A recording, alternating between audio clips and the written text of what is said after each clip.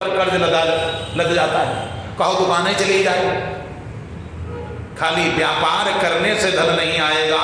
धन तो कब आएगा, आज ये भी बात हम बताएंगे कि धन कब आएगा। जैसे अब अभी ये जो दीपावली अभी हुई ना, दीपावली में एक जगह हम गए भागवत कहने में, दीपावली में भागवत चल रही है।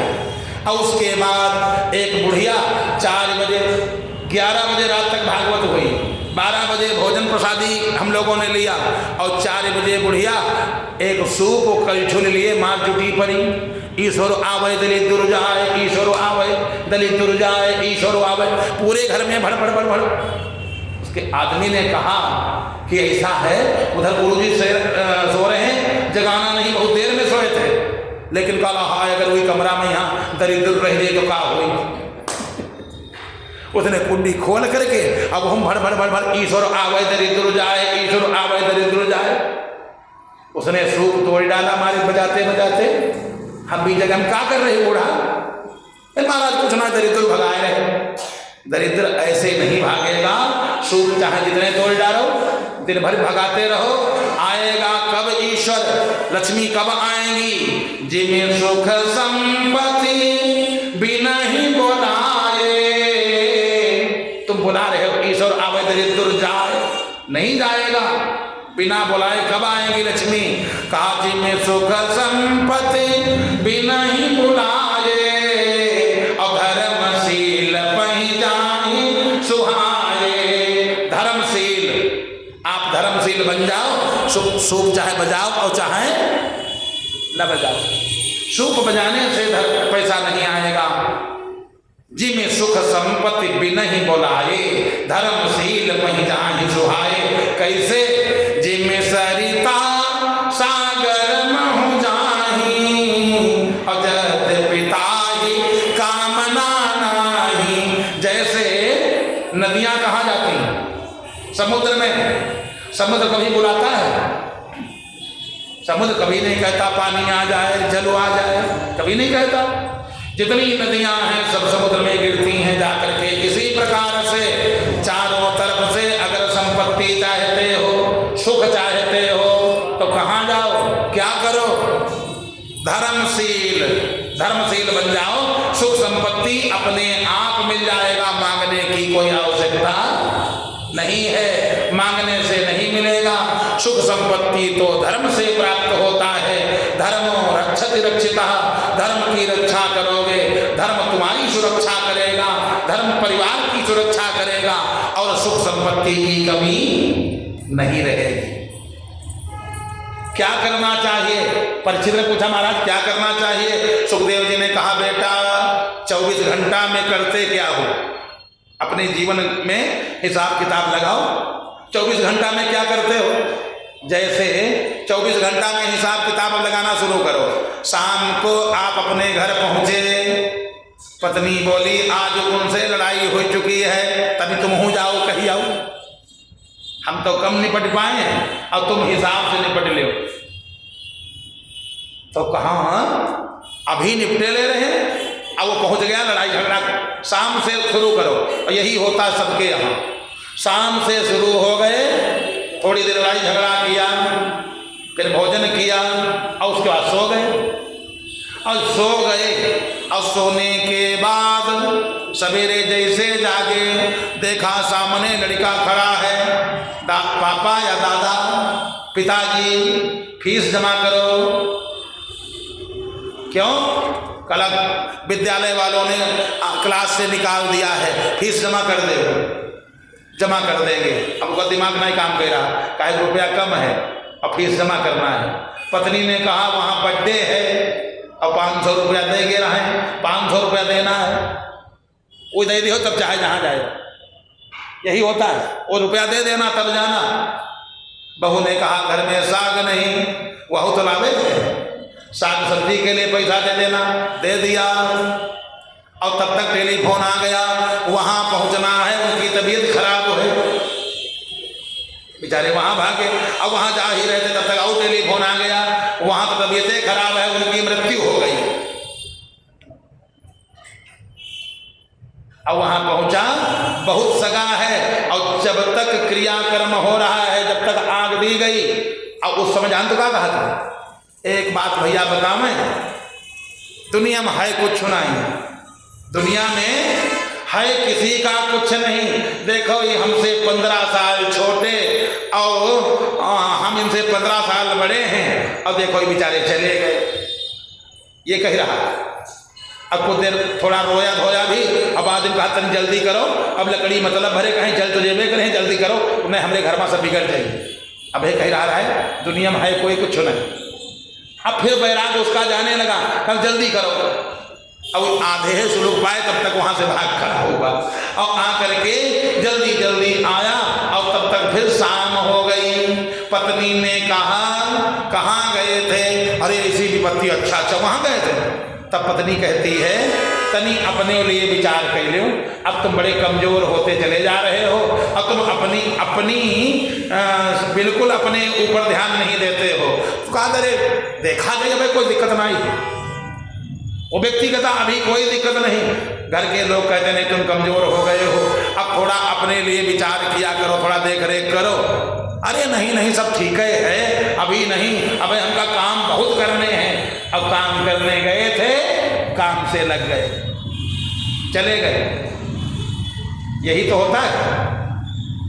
कहा दिवाचार थे हया राजन कुटुंब भरने नवा। ये जीव रात सो करके व्यतीत कर दिया और दिन धन की हाय हाय में व्यतीत कर दिया। टाइम में काम किया, ओवर टाइम काम किया, और उसके बाद दिन पूरा धन की हाय हाय में चला गया, और अपने से छोटों को मरते देखा, बड़ों को मरते देखा। पश्य नपि न पश्यति, सब कुछ देखता हुआ अपने लिए तैयारी नहीं करता। सबसे बड़े अज्ञान की बात है, सबको देखता है वो चले गए और अपनी तैयारी नहीं करता। इसलिए राजन तुम्हारे पास 7 दिन बहुत हैं, तैयारी बहुत बढ़िया हो सकती है। अपने मन को भगवान के चरणों में लगा दो, क्योंकि इस संसार के चक्कर में पड़ोगे तो इसमें अरे इतने प्रपंच हैं, कुछ कहने को नहीं। इसमें बहुत प्रपंच है, इन प्रपंचों के चक्कर में न पड़ करके अब यही चाहिए अपने मन को। अगर गाने का मन करे, अब करना क्या चाहिए इसका उत्तर सुन लो। जीव को करना क्या चाहिए? अगर गाने का मन करे तो गोविंद हरे गोपाल हरे बढ़िया गाओ। गोविंद हरे गोपाल हरे गाओगे, हो सकता है उधर से जमराज चलें और इधर तुम गोविंद हरे गोपाल हरे कह रहे होगे तो जमराज घूम जाएंगे, वापस जाएंगे, क्योंकि उनकी दाल गलने वाली। आप गोविंद हरे गोपाल हरे कह रहे हो तो जमराज नहीं आएंगे, भगवान के पार्षद आएंगे और वैकुंठ मिल जाएगा। तो जब गाने का मन करे तो भगवान के नामों का संकीर्तन करो। जब सुनने का मन करे कि कुछ सुनैया हैं, बहुत लोग कुछ सुनास लगी, सुनने का मन लग करे तो भगवान की कथा को बढ़िया, भगवान की कथा सुनो। गाने का मन करे तो भगवान का संकीर्तन बढ़िया करो। अगर ऐसा करते हो तो तुम्हारा काम बन जाएगा, तो जमराज तुम्हारा कुछ बिगाड़ नहीं पाएंगे। इसलिए जन्म लाभा पुराण परम पुरुषाम, करना क्या है? कहा यच्छोतव्यम यज्ञम, जो सुनना है, जिसका जप करना है राजन, तो भगवान के नामों को सुनो, भगवान के नाम का जप करो और इतना कथा सुन लो, जब अंत समय आवे तो संसार की याद न आवे, परिवार की याद न आवे, केवल बांके बिहारी की याद आवे। जिसका स्मरण करोगे अंतिम समय में उसी को प्राप्त हो जाओगे। गीता भवन में बैठे हो और गीता में लिखा है, क्या लिखा है? यम यम वापि स्मरन् भावं त्यजन्त्यन्ते कलेवरं तं तमैवैति कौन्तेय सदा तद्भाव भावितः। यम यम वापि स्मरन् भावं, हे भक्तराज, जो जिसका स्मरण करता हुआ शरीर त्यागता है उसी को प्राप्त हो जाता है। भगवान को कुछ करने नहीं, ऑटोमेटिक व्यवस्था। जो जिसका ध्यान करता हुआ शरीर त्यागेगा, और ध्यान किसका करेगा?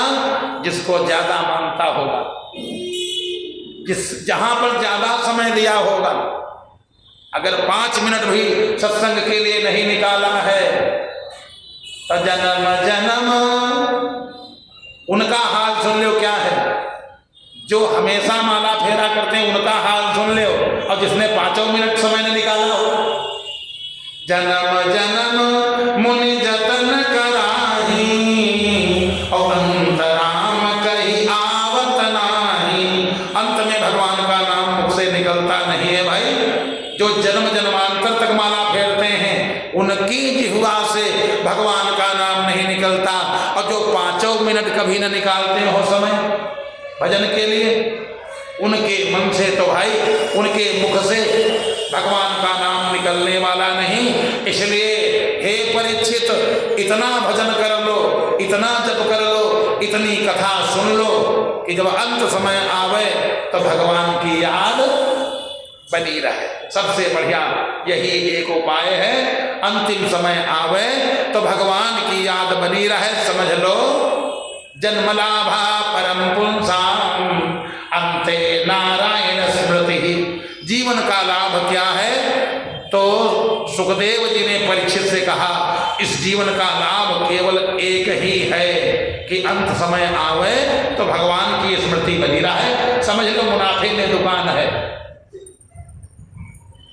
घर परिवार अगर प्रपंच याद आया, समझ लो दुकान अब ये दोबारा मिलेगी नहीं। ये दुकान नहीं मिलेगी, मिलेंगी और सब कीट पतंगा वाली मिलेंगी, ये नहीं मिलने वाली है। और अगर कहीं भगवान की स्मृति हो गई, अंतिम समय में कहीं याद आ गया कि वहां गए थे, भागवत सुन रहे थे, गोविंद हरे गोपाल हरे हो रहा था, तो समझ लो जन्म लाभा, जन्म का लाभ मिल गया। आपने बाजी मार लिया और परमात्मा के आप प्रिय रहेंगे, भगवान का लोक मिलेगा, इसमें संशय नहीं है। इसलिए हे परीक्षित, अभी 7 दिन बहुत हैं, अपने को ऐसा बना लो कि जब तक्षक आवे उससे पहले तुम्हारा प्राण, तुम्हारा मन, तुम्हारी इंद्रियां भगवान के चरणों में लग जाए। तक्षक तुम्हारा क्या बिगाड़ लेगा? तक्षक क्या बिगाड़ लेगा? अरे सीम की चापी सके को तासु, बड़ रखवार रमापति जासु। जिसके रखवाले, जिसके रक्षक परमात्मा है, उसका कौन क्या बिगाड़ सकता है? जन्मलाभा परम पुंसाम अंते नारायण स्मृति।